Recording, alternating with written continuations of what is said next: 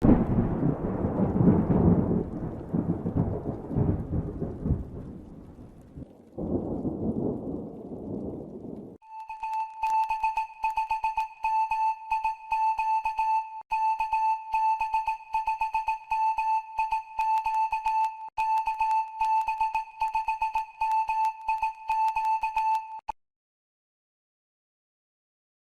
good afternoon, guys. It's KB5MIQ Big Boy. And old ham radio cat, she'll come here a minute. Come here, girl. Everybody wants to come here. Everybody wants to see you. Everybody asks about you. Get up here and say hi to you. Oh, yeah, you go get upset now. Why don't you get up here behind me? Well, never mind. All right, we got a storm going on right now. She's storm scary, so that's why she's acting a little crazier than normal.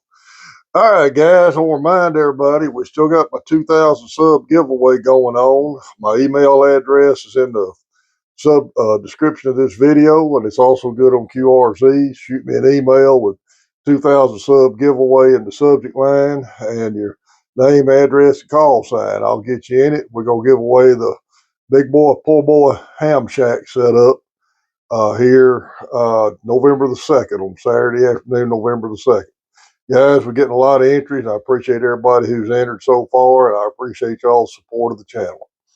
Got a couple of subjects we're going to talk about today, and this is mainly tips for new guys. Shack in the box radios and light duty rotors. Let's talk a little bit about shack in the box radios. Shack in the box means it's got HF, 6 meters, VHF, UHF, all in it. Usually 100-watt radios, unless you look at the 705 or these newer QRP radios that Yaesu and everybody keeps bringing out. And I'm not talking about them. I'm talking about typical 100-watt shack-in-the-box radios. I've had my 897D since 2006. Had to go back to shop one time to have the filters changed in it, which is a known issue after about 10 to 15 years. With that radio, mine's still got the original screen in it. Got one little line in it. Works great. I love it. This is not gonna be a video where I'm gonna deep dive into the sensitivity of the receive or anything like that. And I don't do that. They all sound the same to me because I'm 60, almost 67, and I'm about half deaf to begin with. I like the Yaesus because of the ease of menu operation. And they're rugged radios, but you'll have some hams think they ain't got good receivers, some think they do. The only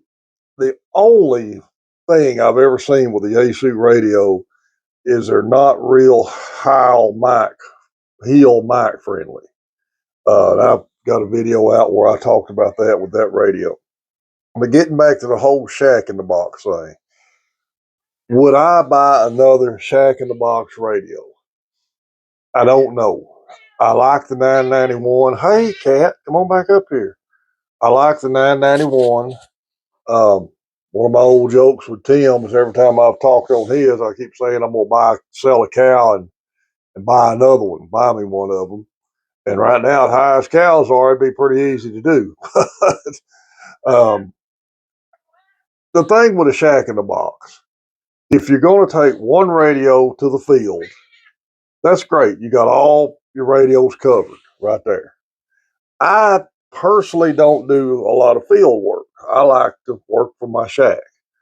And I don't know on the newer ones how user friendly they would be as far as cross banding or monitoring a VHF, say, repeater while you're on HF.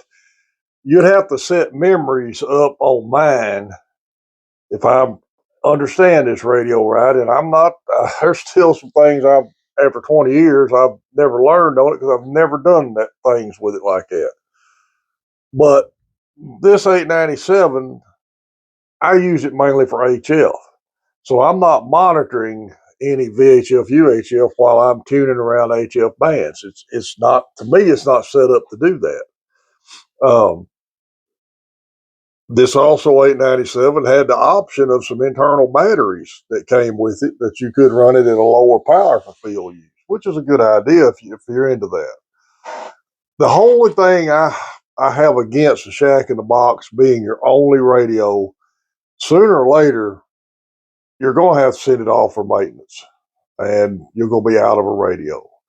My particular shack, before I got all these other radios doing this channel, I had this 897 and I had a 261A Kenwood I monitored local 2 meter with. And I've never, I can't tell you the last time I've talked on the VHF, UHF side of that radio. It's just something I don't use. Yes, it's got upper, lower, it's all mode, upper, lower sideband, everything. And I've got some antenna maintenance scheduled. I may put my 2 meter horizontal boomer back up to maybe try to work some sideband. Hadn't done it yet. So, is Shack in the Box worth the extra effort? It all depends on what you're wanting to get out of this hobby and what you're wanting to do.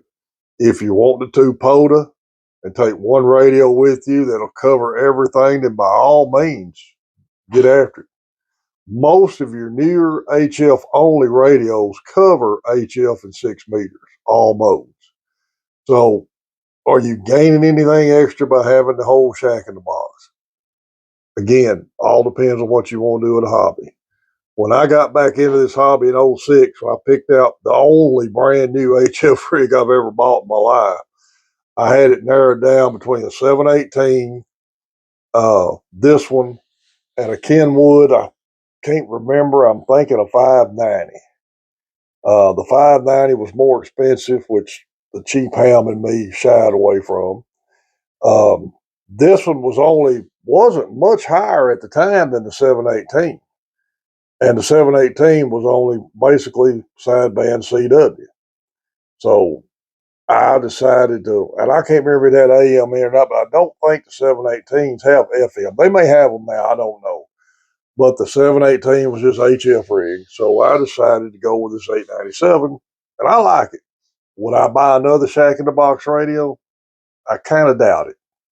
I kind of doubt it because I'm not using the other parts of it because I got other radios that'll do the same thing. So if you're going to buy a new rig, think about how you're going to operate with it and just choose accordingly. It's your money, spend how you want to. Now, if you're looking at used gear, these 897s are out there, and honestly, from what I've seen people getting for them, I could probably put this up for sale and get what I paid for it back out of it. I'm not going to do that. But you need to do some research on older Shack in the Box, such as this one, to find out some of the issues that it could have down the road. Because I think Yaesu has pretty much stopped working on the 897. I don't think the parts are available like they was for it. I know they don't change the screens out anymore. So that's another thing to think about.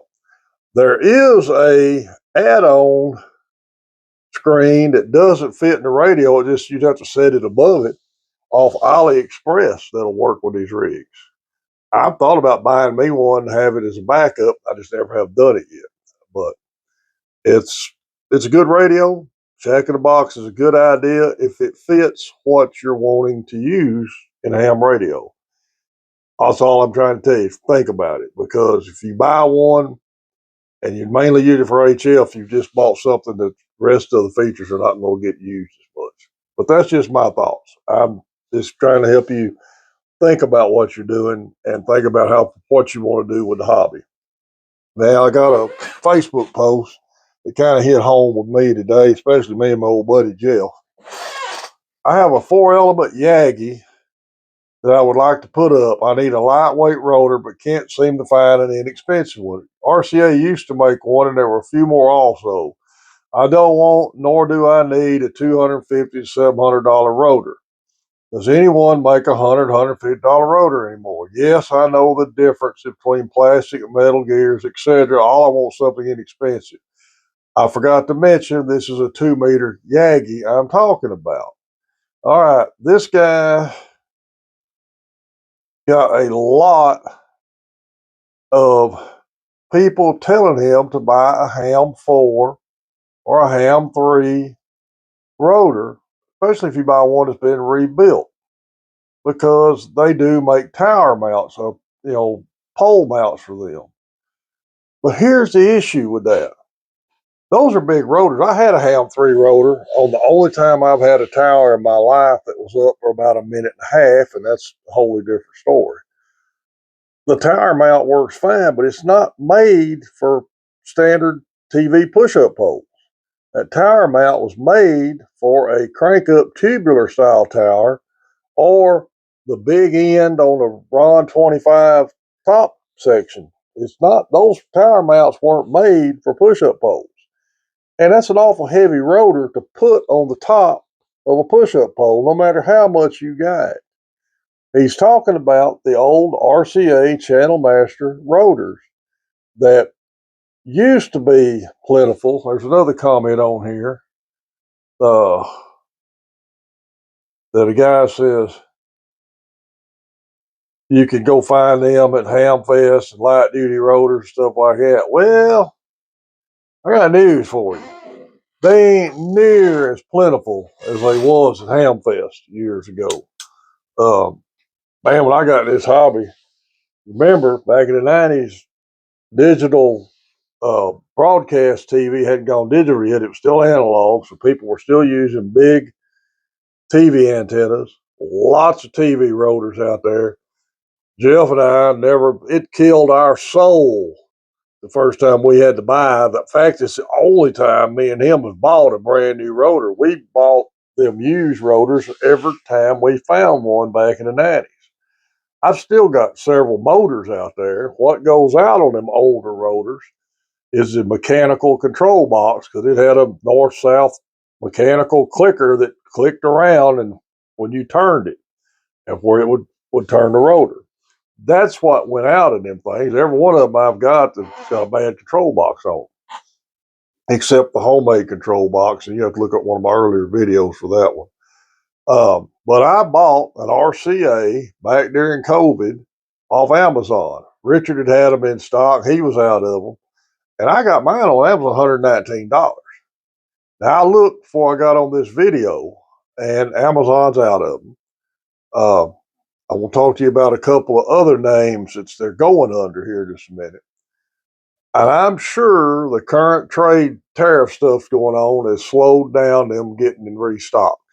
Not getting political, not doing that on ham radio, but that's just a fact. I'm sure that that's probably why a lot of vendors are out of them.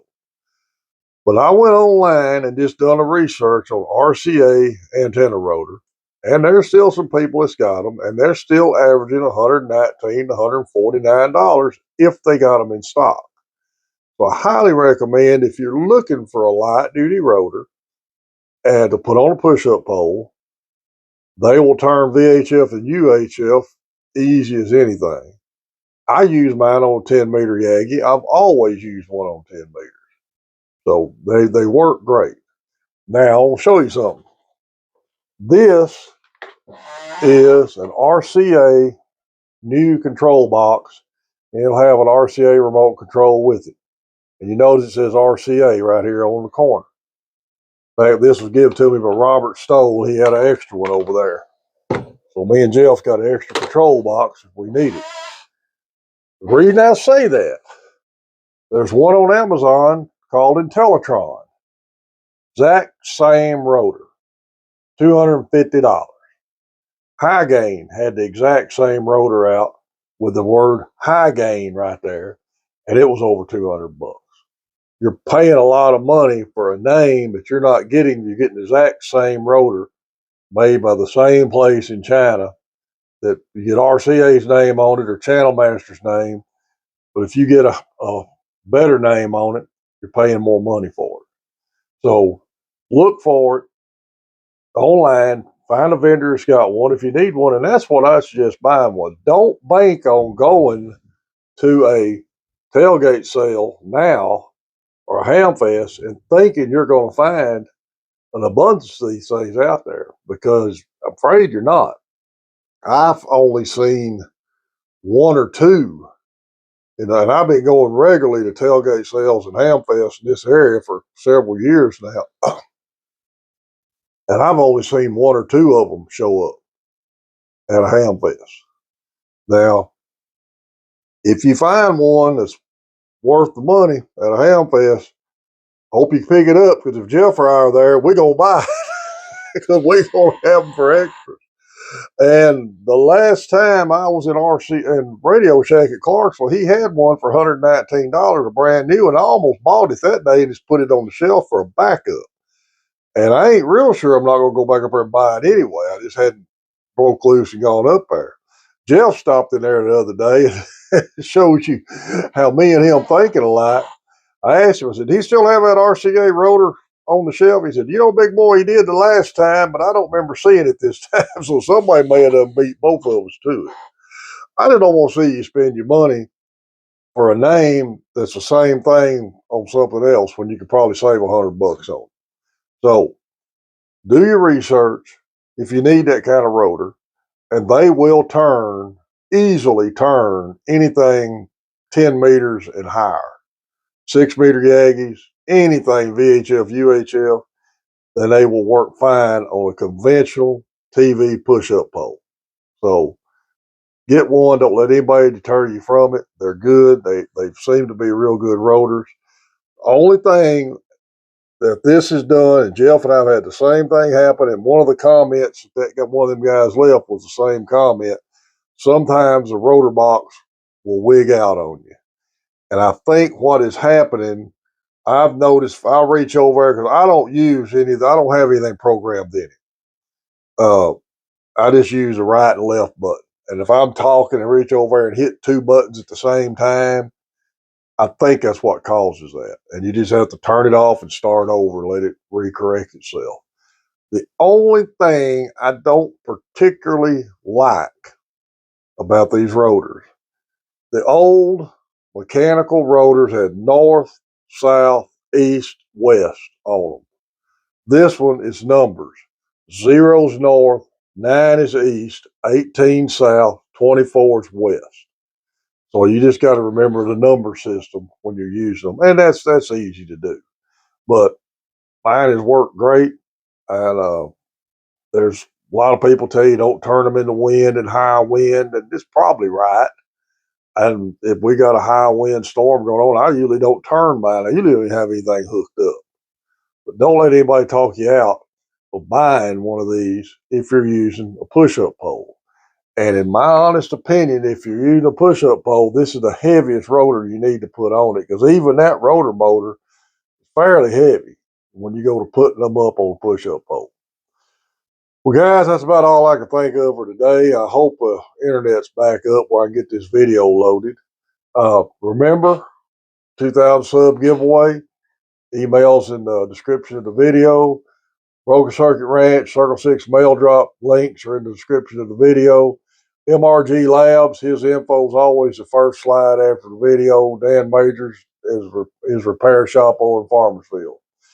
Got some Hamfest info I'm fixing to be putting in here. And anybody's got a Hamfest you want me to promote, shoot me the info on it, and I'll be glad to get it in the video.